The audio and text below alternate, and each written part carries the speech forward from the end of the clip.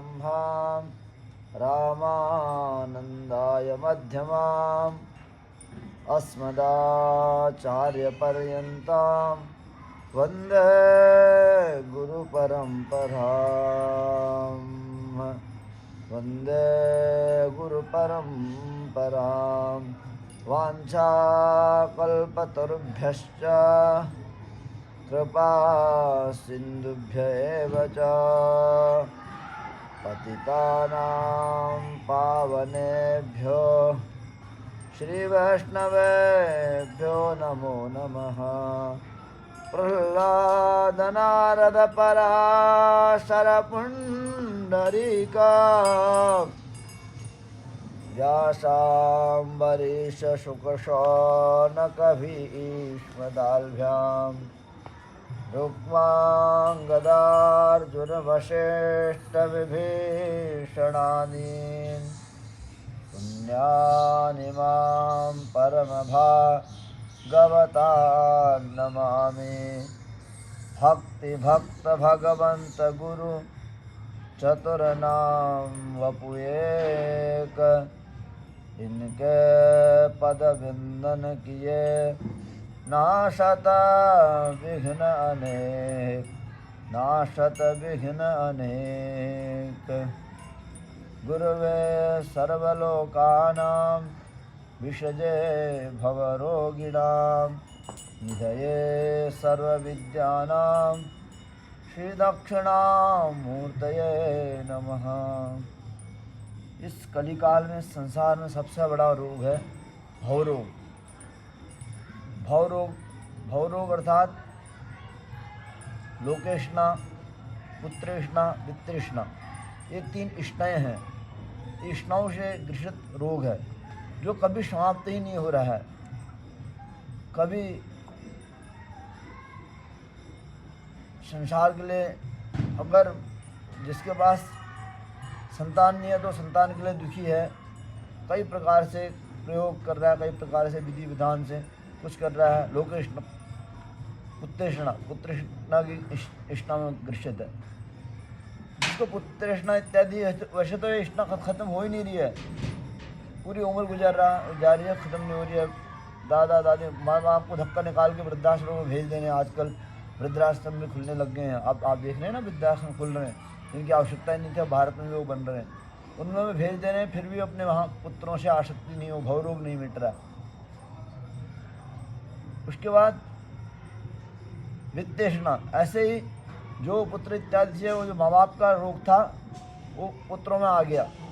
पैसे के प्रति रोग, इतने बड़े रोगी हो गए, सब कुछ हो गया, फिर भी नहीं, हमको और चाहिए और चाहिए और चाहिए और चाहिए, वित्तेष्णा।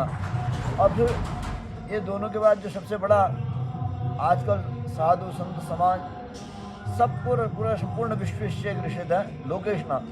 अरे हमारे लोक में कैसे यश हो, लोक में जय जयकार हो, इतने बड़े सब्सक्राइबर हैं, इतने बड़े यूट्यूबर हैं, इतने बड़े लाइव वाले हैं, इनके तो इतने बड़े चैनल हैं, इनका तो इतना बड़ा नाम है, इनका तो इतना बड़े प्रसिद्धि है, तो सबसे बड़ी लोकेष्णा है। ये रोग तो ऐसा रोग है जिसका कोई नाम ही नहीं, जिसका कोई अंत ही नहीं। अब जो ये भवसागर के 3 रोग हैं, पुत्तेष्णा, वित्तेष्णा और लोकेष्णा, इन 3 रोग एक ही औषधि है। राम रामेति रामेति रमे रामे मनोरमे सहस्र नाम तत्तुल्यं श्री राम नाम वरारणे। अहर्निश भगवान का नाम हो, अहर्निश का मतलब अहर्निश 24 घंटे, 24 घंटे भगवान का नाम ही नाम जड़े, अक्षुण्ण तैल धारावत। जब राम राम राम राम राम राम राम राम रोम रोम से राम राम राम राम निकलेगा तो सारी इष्णाएँ अपने आप से समाप्त हो जाएंगी, सब कुछ भगवानी हो जाएंगे। बस केवल धारा को अंतर्मुखी और बहिर्मुखी करने की बात है। धारा को आप अंतर्मुखी कर लो तो सब इष्णाएँ काम करने वाली, करुणा करने वाली, कल्याण करने वाली हो जाएंगी। और धारा को आप बहिर्मुखी कर दो, ये सब इष्णाएँ आपका